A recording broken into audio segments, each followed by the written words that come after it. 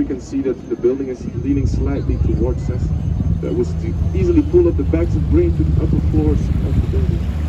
And as you can see, today, this is the very center of Ghent, and people come here to sit, enjoy the shadow or the sunshine, or each other. Yeah. Take a picture, have a first date sometimes. Yeah. They're doing great. Welcome in Ghent.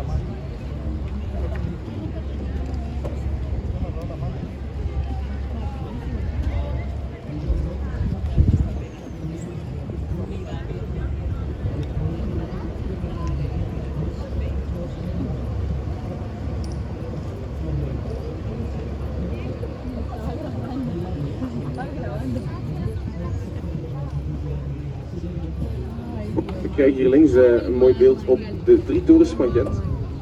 De laatste is de Sint-Baafs-kathedraal. Binnen de kathedraal vind je natuurlijk het wereldbekende schilderij, dat is het Uurs van Heid. Dat is de aanbidding van het brandpunt. Van de middelste toren is het belfort, met de typerende gouden draak. De schijnwerpers, een lekker diertje, gouden draak. Ik denk even naar die, dat wordt bevestigd. En de eerste toren, dat is de Sint-Niklaaskerk uit de 13e. Op uw vue entre sur le toit d'eau, sur la plus élevée, la cathédrale Saint-Baron. Au Xe siècle se trouvait là une église en bois, l'église Saint-Jean. La tour au milieu est le beffroi avec le dragon doré. Le dragon, il protège les gantons. Et l'église en face de nous est l'église Saint-Nicolas du XIIIe siècle. Three towers of Ghent. Last one is the cathedral, famous for the painting painted by the brothers Van Eyck. It's called The Admiration of the Mystic Lamp. Then the middle one is our belfry. The one was the watchtower in the Middle Ages, built in the 14th century with a typical golden dragon on top. Then the first one was built in the 13th century, the St. Nicholas Church.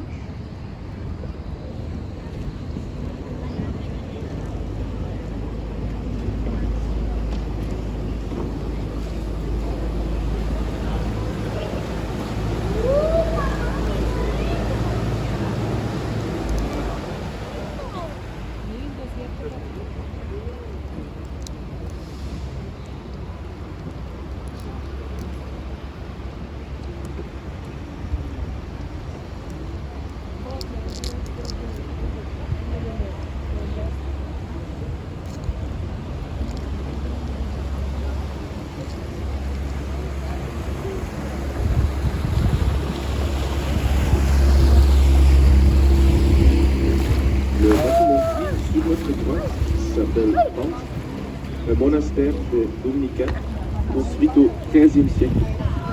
Au Moyen-Âge, c'est une sorte de centre d'accueil pour abriter des moines fortunés. Mais au cours du deuxième iconoclasme, les protestants ont jeté 30 000 manuscrits de la bibliothèque dans la rivière la Lys. On dit que l'on pouvait traverser l'eau sans se mouiller les mains.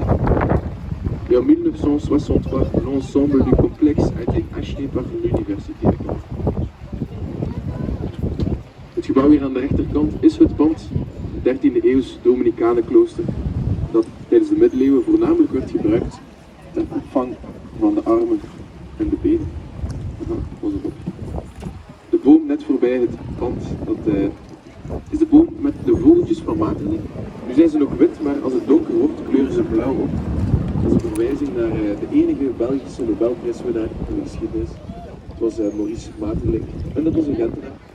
Ze zijn hier geplaatst voor het lichtfestival van tiental jaar geleden. Blijven hangen, een van de fabrieken van het publiek.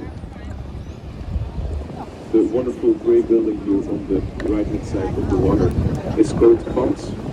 Pant is a Dutch translation for building, so we call our buildings buildings. This building was built as the monastery of the Dominicans during the Second War on the Religion in the 16th century. There were some Protestants who arrived in this building and they threw 30,000 handwritten books and manuscripts through the windows into the river the Lys. So back then we could walk on the water here without getting our feet wet. Since 1963, the building is part of the University of Ghent. So Ghent is the biggest student city of Belgium. We have approximately 80,000 students on a population of only 260,000 citizens, so it's quite a number. And there's one famous street where people go out and party. And I know that the man over there, he lived there. He worked in a bar over there. But it's quite gross, people drinking and drinking all the time.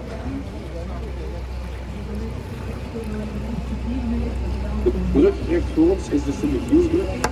Deze werd hier gebouwd voor de wereldtentoonstelling van 1913. Evenals het postgebouw dat er voorbij aan de rechterkant staat.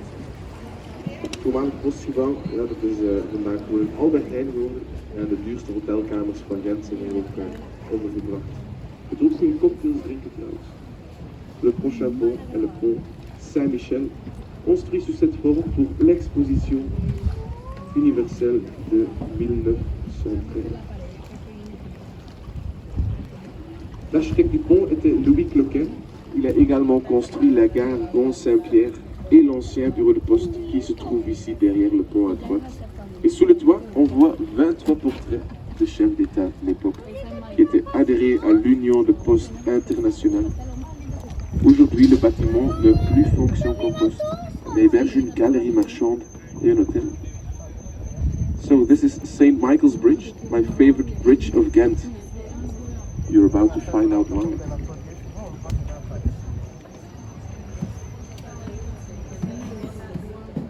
Because the sound is really cool here. Okay.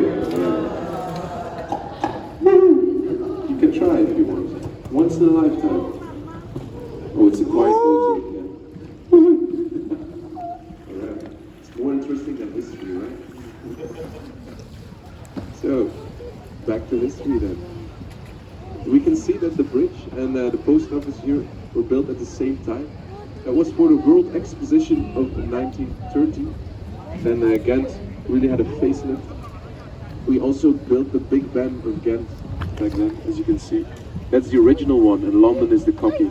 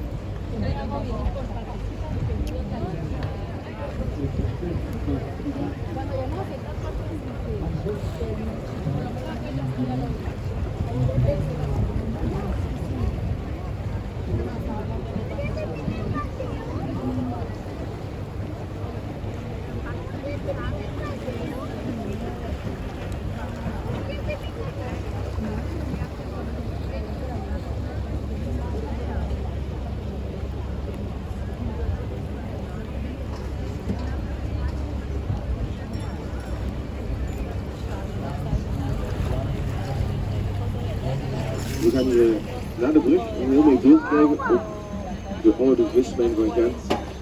Vandaag omgetoverd tot een soort mini-versie van Tomorrowland in Boulevard. Maar hier heb je namelijk zeevis verhandeld. Hè. Als u denkt aan de zee, denkt u natuurlijk aan vis, zee, Neptunus ook. Neptunus die bevindt zich aan de toegangspoort van het gebouw. We zien zijn drietand nog daar boven uitsteken, bijvoorbeeld dat voor het gebouw. Prachtig gebouw, helemaal gerestaureerd. À gauche, l'ancien marché aux poissons, construit au XVIIe siècle. La porte d'entrée monumentale se trouve à l'autre côté. Aujourd'hui, le bâtiment héberge aussi le bureau d'information touristique. So here on the left-hand side, we can see the fish market of Gent, former fish market, built here in the 17th century. So back in the days, mostly sea fish was traded in this building. Today, the Touristic Information Center is housed here. A covered bar and a tea stall.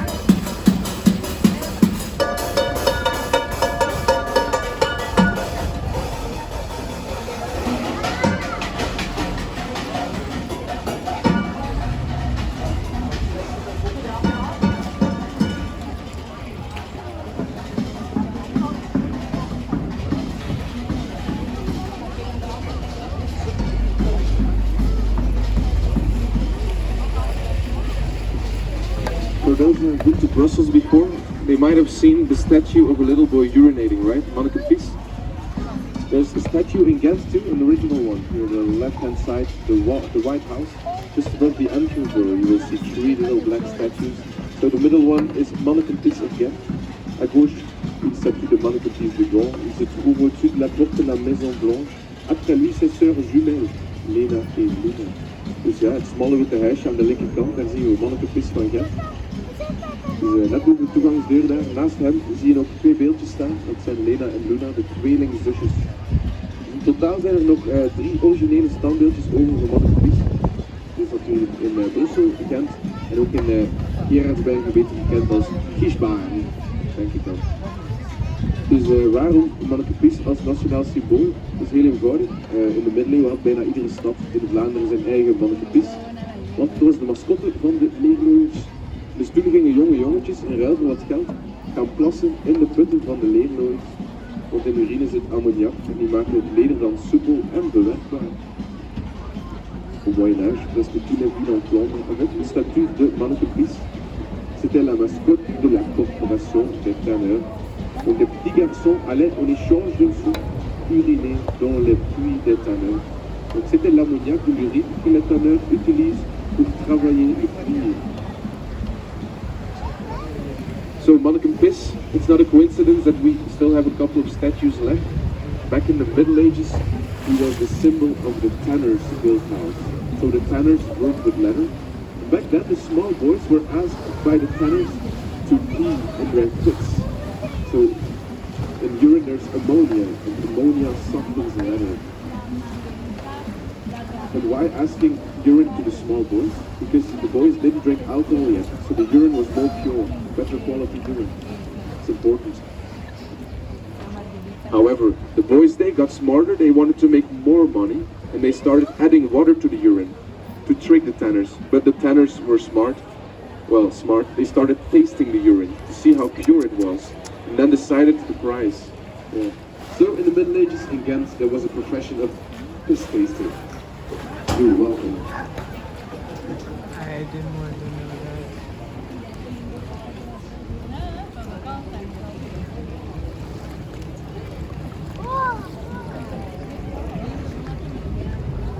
Het is een hele mooie buurt ook hier, hè? Met de trekwegen op de zijkant. De trekweg, geen referentie naar de tijd, maar wel naar toen er nog geen motoren in de schepen zaten. Toen liepen er paarden op de trekweg die de schepen binnentrokken. Als we Gent goed bekijken, gaan we zien dat er allerlei vormen van architectuur vaak terugkomen. Maar degene die we toch het meeste gaan zien zijn de middeleeuwse en de industriële architectuur. En in deze buurt zien we veel van die 19e eeuwse industriële revolutie. Zoals hier aan de rechterkant, het Gent River Hotel, dat was de eerste industriële bakkerij van de stad. De 19e eeuw in Gent werd gekenmerkt door heel veel textielindustrie. Gent had de Mule Jenny gesmokkeld, en dat was nieuwe bouwers vanuit Groot-Brittannië tot helemaal hier. En opeens konden wij en masse textiel produceren als enige stad in het hele continent. Dus we werden steenrijk, schatrijk, alles. Nu, wij, dat is veel gezegd, het waren eigenlijk enkel de textielbaronnen, de bazen die het geld afsnoepten en de arbeiders werden uitgebuit. Un grand nombre de bâtiments que nous voyons ici autour de nous sont des témoins de l'époque de la révolution industrielle. Au XIXe siècle, Gand était connu comme le Manchester du continent en raison de nombreuses usines textiles dans la ville. C'était un moment très riche pour Gand et pour ses propriétaires d'usines textiles, on les appelait barons textiles. Par contre, pour les